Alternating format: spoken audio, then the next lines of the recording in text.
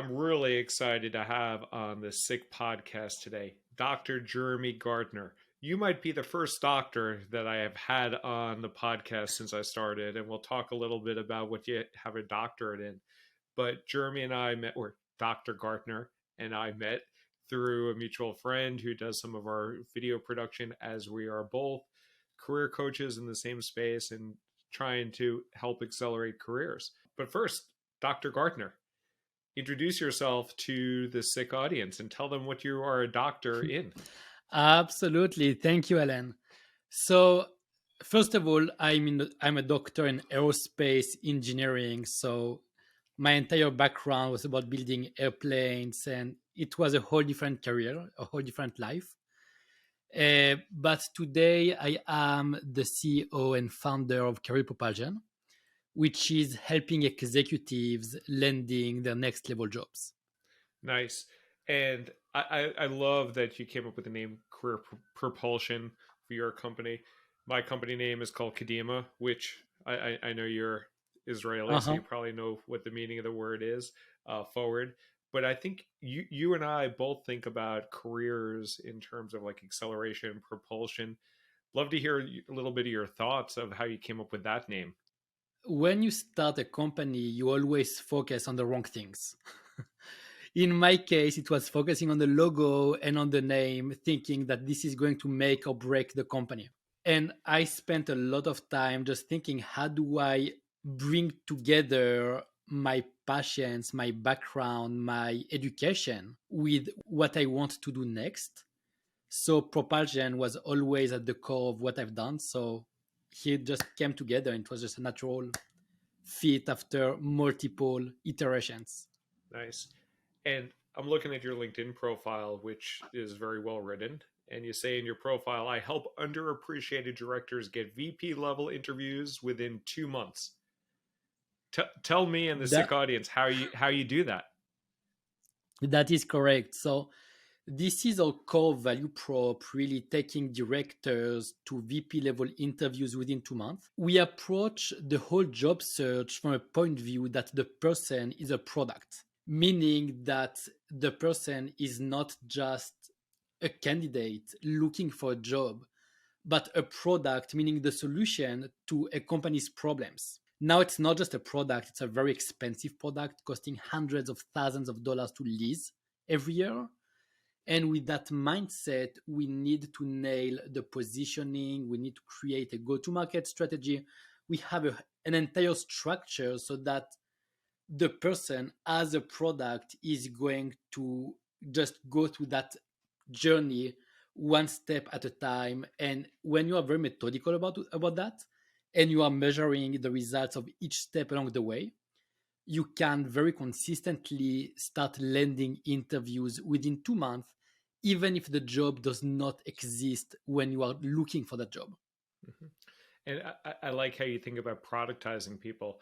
When I work with my clients, I often call them talent as a service. I've worked in the SaaS space for a while, and I say, hey, you're basically leasing yourself or renting yourself as talent Mhm. to the organization. And I know with the product side, you're also, I think you said leasing and not owning that product. That's exactly right. That's exactly the same mindset. Yeah. So what are some of those things that you advise your people that so quickly transform them? I'm guessing they're coming to you because they're not getting interviews. Because if they were getting interviews, they wouldn't be so sold on your value proposition of getting interviews. So what are some of the key aspects that you help them with to go from like zero to plenty of interviews within a 60-day period of time? So sometimes they do get interviews, but they do not know how to convert them. And the cause is always the same. The positioning is wrong. Their go to market strategy and their approach to networking is wrong, meaning that they are looking at their resume like the key to unlock those next opportunities, when in fact a resume is no more than a piece of paper. I believe that you don't need a resume to land those opportunities. That resume is no more than your talking points. What you need though, it's a positioning that is going to be differentiated. And the problem is the higher you climb, the richer your experience, and the more difficult it becomes to just articulate your story in a very concise way. So, my entire program is really a mix of executive coaching because we deal with a lot of mindset issues. The higher you climb, the more you are going to face that imposter syndrome and other issues. So a lot of mindset that needs to change, but also that it has to be very tangible. So it's executive coaching with career coaching, with a marketing training and a sales training, all of that combined together so that we can go to those interviews. So there is no one secret sauce. It's a really combination of all of those elements together to get that client or that individual overcoming their own personal challenges along with their professional objectives. So it's really taking that holistic approach here. Yeah.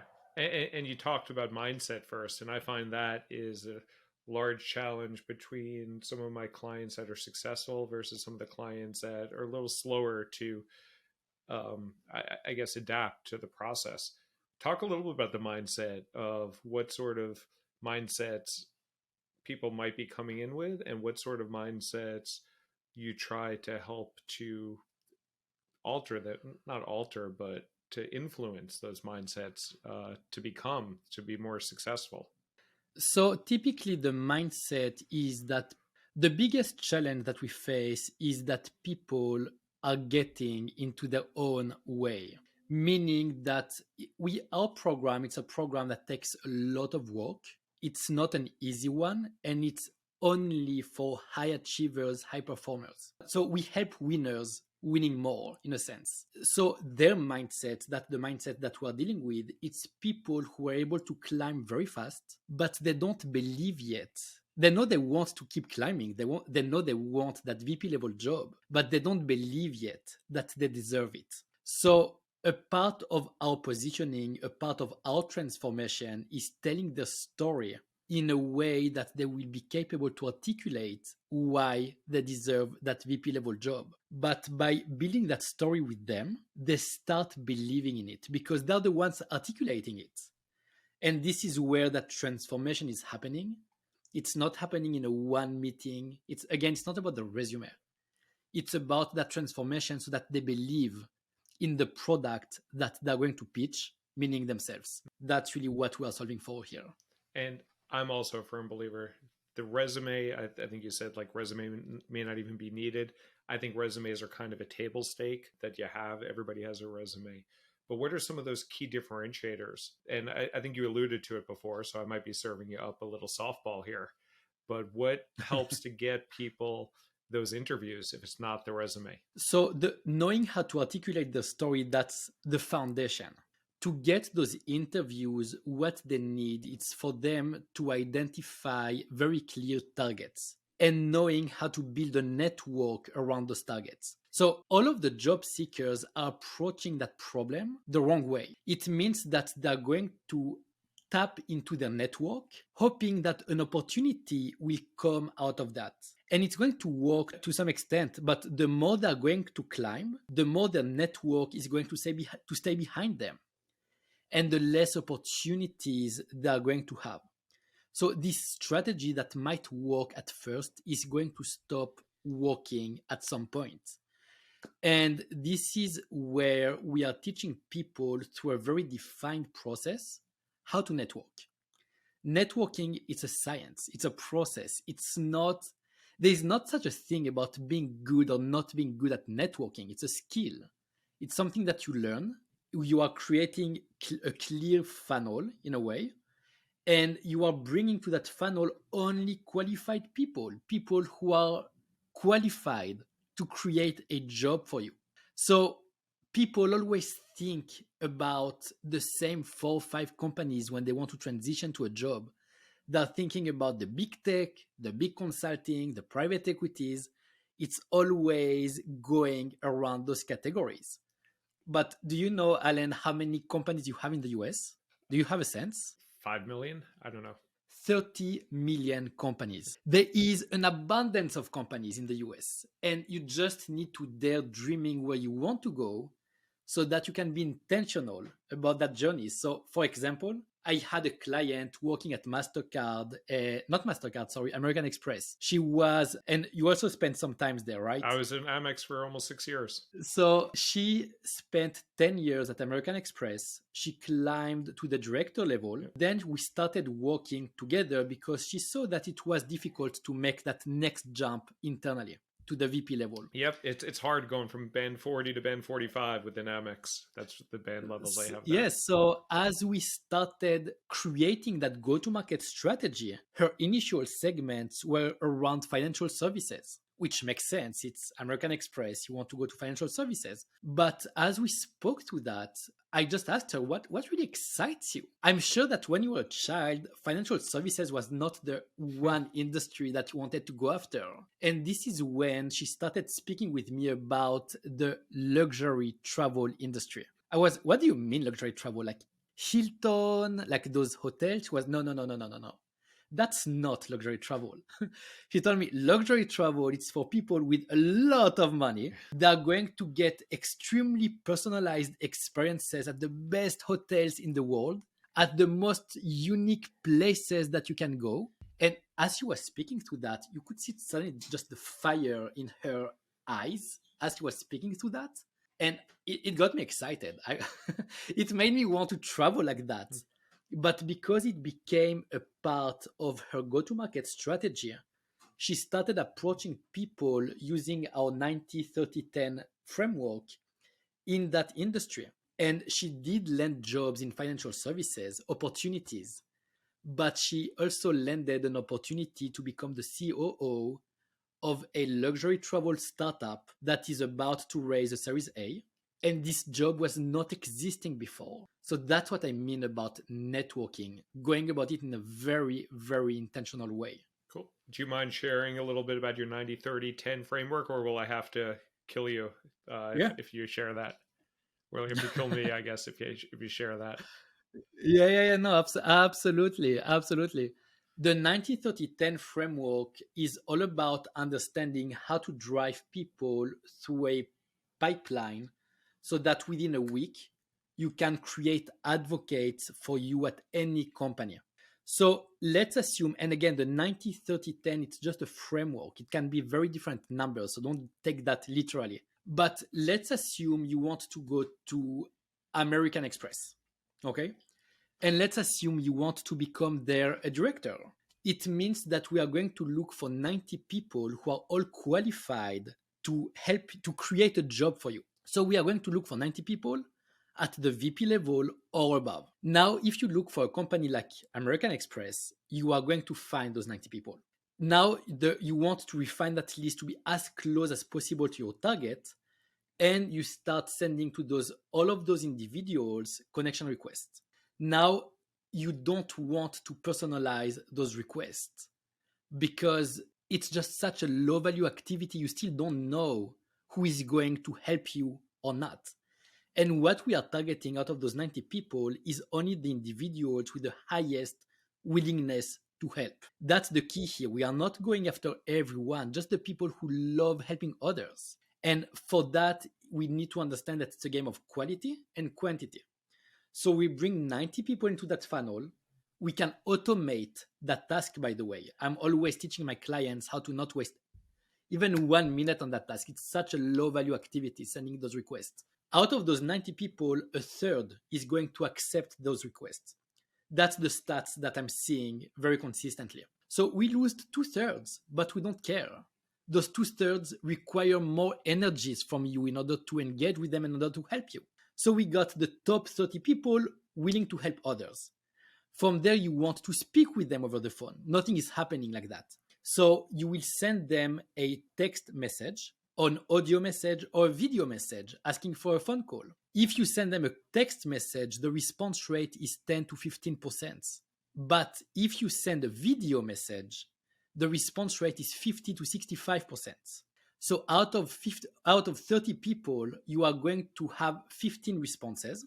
From those 15 responses, you are going to lose a third either because of logistic reasons you cannot coordinate, or because they just say they want to help you, but they're not really willing to make the time to help you. So out of those 15 people, you will end up with 10 people. So you got the 90, 30, 10.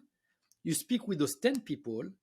And when you know to approach people from a place of not being transactional, but from a place of building a relationship, within 30 minutes, you will consistently find between 20% to 100% of those people who are going to offer to help you and to advocate for you. And this is another skill, that's another approach that we're teaching as well. But that's really the framework and how very consistently we can drive those interviews. Yeah. And it's very interesting. You and I came from different areas, although we both have an MBA. I think you went to Wharton, I went to Columbia. Yours was slightly better than mine, I think, in the rankings. But hopefully you'll hang out with me anyway. And we take a very similar approach. I also address it kind of like a sales funnel. You're sending it out to people. You're going to get some amount of responses. And the folks that are not responding to you are actually saving you a lot of time, because those people that were not going to reply to you were probably not going to be that helpful if you actually wind up talking to them in the first place anyway. And also similar, like I heard the word that you said is not transactional, but it's building relationships.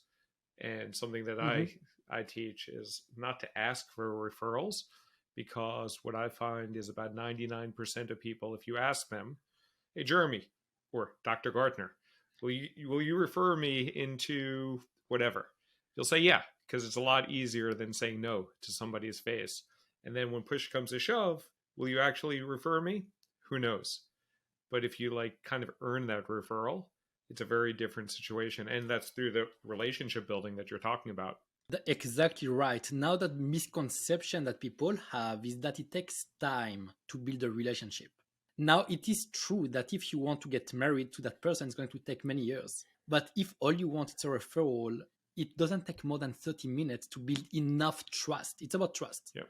It doesn't take more than 30 minutes to earn that trust so that they will push you to that next stage. It's all about approaching people as people and not just as a block that you need to remove from your way to be able to keep moving. So it doesn't take much effort. It's just about being a person. Yeah. And you talked a little bit about targeting and setting the goals ahead of time. Like you talked about this particular client that wanted to leave Amex and go into luxury travel or something like that. So she probably was not reaching out to people at Amex. She was probably reaching out to people in the luxury travel space in that case. That is correct. She was reaching out to people in her target companies. So there is a whole process for that, because the higher you climb, the less opportunities you have available online. And if you see them online, it's too late. It's there for compliance reasons most of the time. And even if that's a real opportunity, you will compete with people who have an advocate from inside. And because it's all about trust and it's such a competitive race, you cannot start that race without having an advocate on your side. So in her situation, in our go-to-market strategy, we identified those segments. One of those segments was the luxury travel industry in that case. We identify clusters of companies in each segment. And again, because those jobs are not advertised online, we are going to identify the exact individual that we want to replace. Not again, literally, that we want to replace that person, but so that we can calibrate our expectations to the right level at that company, identify the gaps that there are at that companies, and identify the stakeholders who can create a job for you. So that's how you identify who is going to feed into your funnels, basically. So the framework that I use, and I would love to hear your perspective of what you do differently here, because I think there's a lot of similarity, but I essentially start with working with clients to identify their goals. Like in your case, like the luxury travel space or whatever. And with that, then identify, I say a list of 40 companies that you should start targeting. Then I tell people to realistically leverage their strength, play to their strengths. If they're a marketer, stick with marketing to get into those companies. If they're sales, stick with sales. Then build that outreach. And that's where I focus the most time with my clients. It sounds like you may be doing that as well, finding those right people to build those relationships with. And again, it's a numbers game. I don't have my people, like I don't have my clients sending video messages and audio, but I've been doing that in my business. So maybe that's something I should teach them as well, because you get better response rates as you talk about. And then I teach them to work the system. So I have people actually get a lot of applications in coldly, in addition to those referrals. But I'm like, just get those applications in, and I work on getting them in quickly, because to your point, some of those postings that are up are stale or there for obligatory purposes. But there are actually a lot of legit job postings that are posted. Then I help them like train and have tenacity for the interviews, and then finally negotiate the offer. It sounds pretty similar to what you're doing. There I'd be are curious, many like, similarities. I'd be like, and it's totally cool, because I think we're both having success with our Mhm. clientele. Like, are there other aspects there that either you, and I think the outreach, the networking is the most critical aspect, where the most time is often spent, the most knowledge is gained, and actually it's pretty enjoyable. Most people actually appreciate it after having those conversations. Is anything there like different of what you're doing, or like how would you reflect on that? How would you say that you're doing things? And it's cool that we're doing things similarly, because it's working.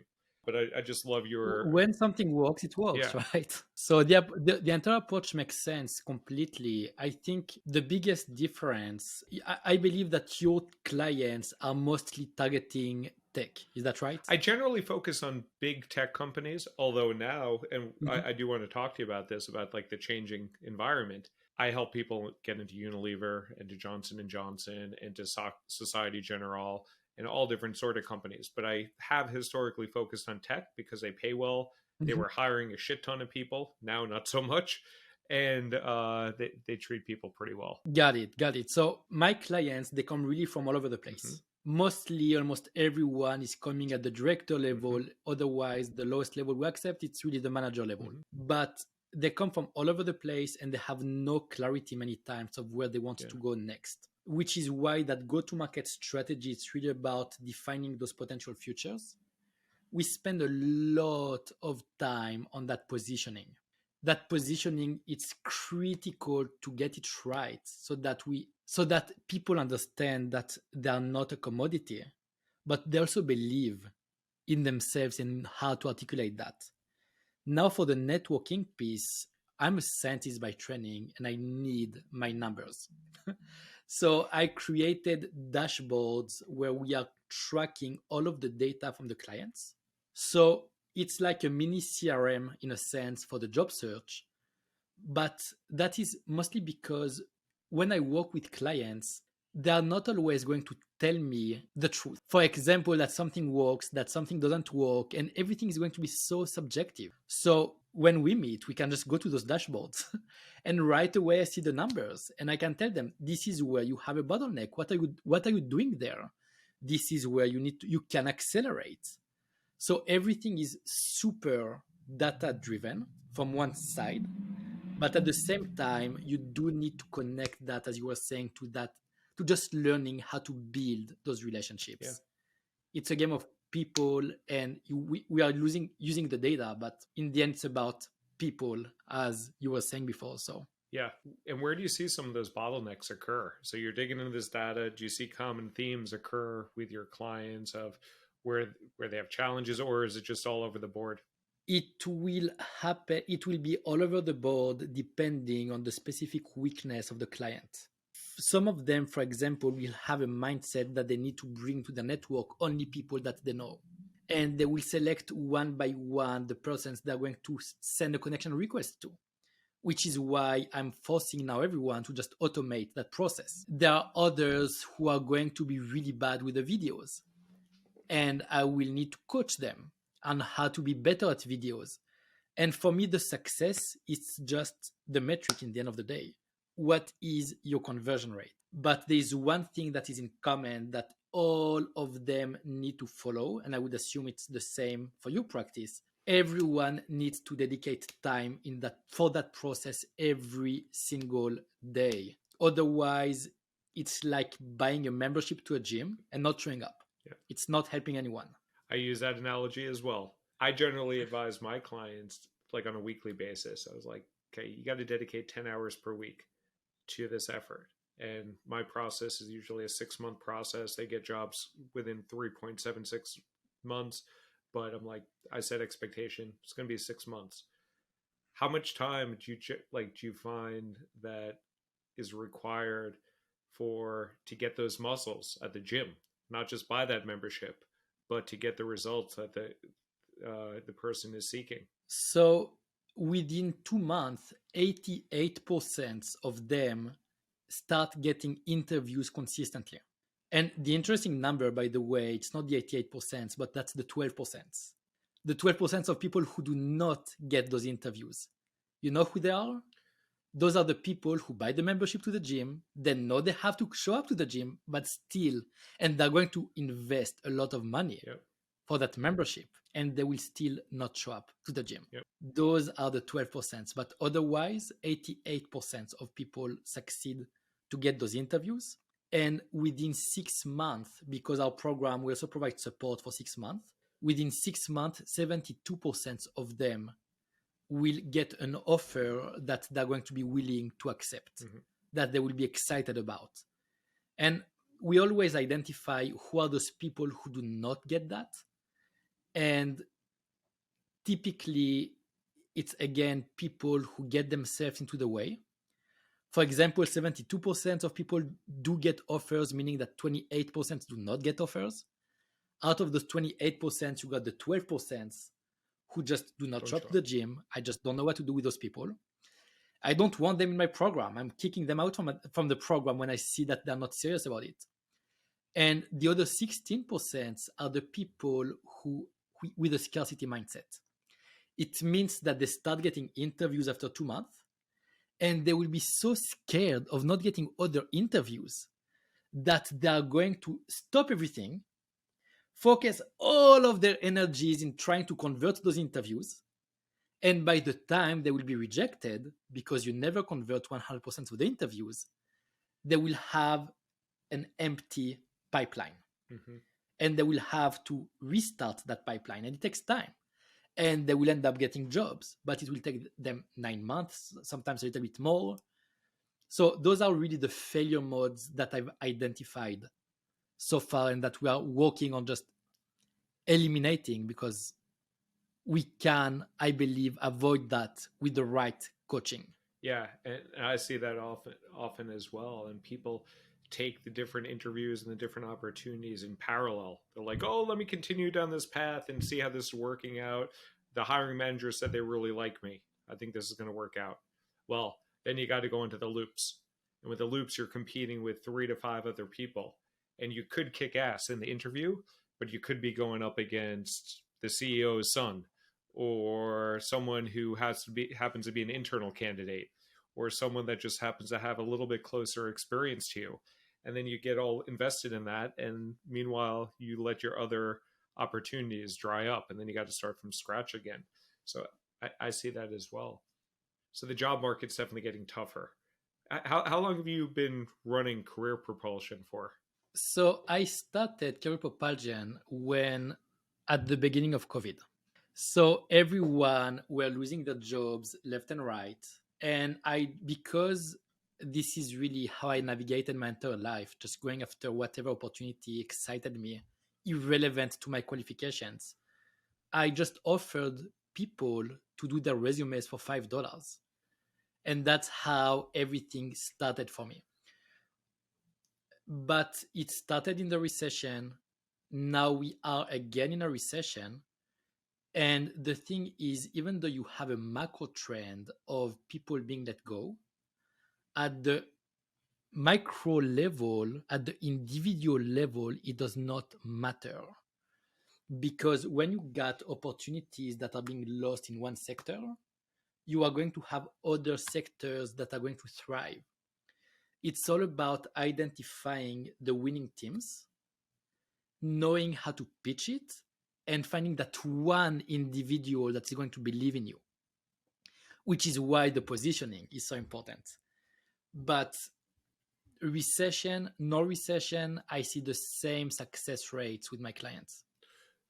Are you see are you seeing so there's less job opportunities out there?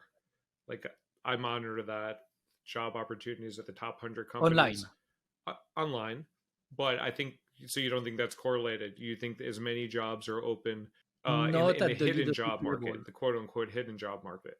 On the contrary, when you know to position yourself like a consultant, you will always find a job. The bigger the pain, the more they will need you if you know how to demonstrate your value proposition. The companies that thrive in times of recessions are the consulting companies for a reason. And what we are doing here, it's the same thing. We teach people how to position themselves as consultants for the companies, just they're looking for a full 40 hours employment. But it's not different. I don't care what is created. At the leadership level, you need to get someone to create a job for you or to give you access to the opportunities that are just not advertised online. That's the online applications might work well for some of the biggest companies, but all of the other companies, it's just a different game. So I'm not concerned about more applications, less applications. What I care about is that my client will be in the top 1% of people who know how to look for a job. After that, they have no competition. What about on the interview side? So you're training your clients to sell themselves, market themselves effectively to get in front of people. Sometimes it sounds like they are being so convincing that they are convincing someone to create a job for them. So are they often interviewing against nobody because these are jobs that they've almost helped to design by influencing their like are these jobs like do you see often with your clients that they're not even job descriptions out there? So there will always be an interview. Whether the job is going to be created for them or not, there will always be interviews.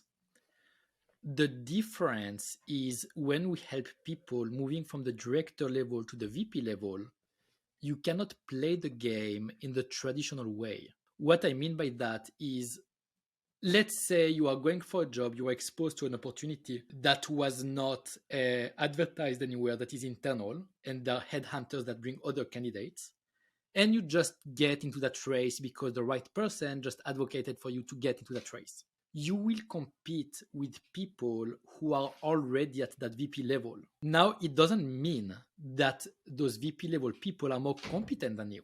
But what it means is because they got that title, they can sell trust faster than you. So we want to shift the narrative from talking about the past during the interviews, because you cannot win on that plane, on that landscape. Like, the VP level people have a more impressive past. They led more people. They had bigger budgets and all of that. So you cannot compete there. And what you want is to learn how to talk about the future, assuming that you are interviewing because they've read your story, someone talked with them about you. So they trust you enough to be in that room. And what you want is really focusing your energies on what can you do in order to help them solving their challenges. So it's like being in a discovery call. What are we solving for? What are the pain points? Why are you not there yet? Is that a real priority, or is that nice to have for the company? So having a discussion, a business discussion, not an interview. Very cool. Jeremy, I've learned a lot from you. Are there any other great tips you have for people? A lot on the networking side, a lot on the sales and marketing side here. Any last 6 tips that you have for people that are looking to accelerate their career or to propel their career? Yes, so maybe one last tip, it's just on the negotiation side. I recently had a client who had an offer at $350,000. She was moving from Amazon to a startup. We negotiated it to be $550,000. Now, in order to make that jump from 350 to 550, I'm very consistently using a technique in negotiations that is called MESO, multiple equivalent simultaneous offers. It means that, let's say we aimed for a package of 600K. That's what we were asking at first. First of all, you want to rationalize the why you want 600K. You need to explain the why every single time, not just throwing a number. But meso, it means that you are going to break down those 600 into multiple components and show how with different types of packages you can get to the same numbers. By doing that, you can identify what variables are the most important for the employer, and you know where you can have more leverage. So we identified that there was very little room for negotiation on the base, but a lot on the target bonus. So this is what we played. And with back and forth and the right approach, we ended up getting from 350 to 450, plus another 100 once she's hitting the targets of just raising the Series C for the company. Mm-hmm. So all of my clients typically increase their salaries, their offers by at least 30% by just using that very simple technique. So it goes a very, very long way. And what's that technique called? MESO? MESO. What's that? You can just type on Google MESO negotiations, and you are going to get multiple articles. We learn about that in one of the advanced courses of negotiations that I learned at Wharton. It's multiple equivalent simultaneous offers. Simultaneous offers? The S is simultaneous? Yes. Okay. Yes. Got it. Yes. I'll have to check that out. I've read a few negotiation books. Maybe they didn't teach me as well at Columbia as they do at Wharton. But I do love, I don't know if you ever took Stuart Diamond at Wharton, the negotiation professor. What, sorry? Stuart Diamond. He teaches negotiations at Wharton. He used to teach us at Google, but he wrote a book called Getting More about negotiations.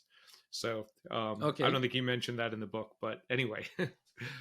Got it. Yeah, no, that's from everything we've learned, that's really that one tool that for the job search is making a big difference when you are about to cross that finish line. I will check that out. So last question I have for you. How can people find you and get in touch with you? So the easiest, it's either you go to our website, careerpropulsion.com, or you just come to my LinkedIn and you can basically send me a message and I will be there responding, and we can take it from there basically. Awesome. Well, Dr. Gartner, Jeremy, it was a pleasure to have you on the SICK podcast. I learned a lot. I'm going to go Google the MESO negotiations and put that into my tool belt as well. And thank you for sharing all your insights and tips with our SICK audience here. Awesome. Thank you so much, Alan. Thanks.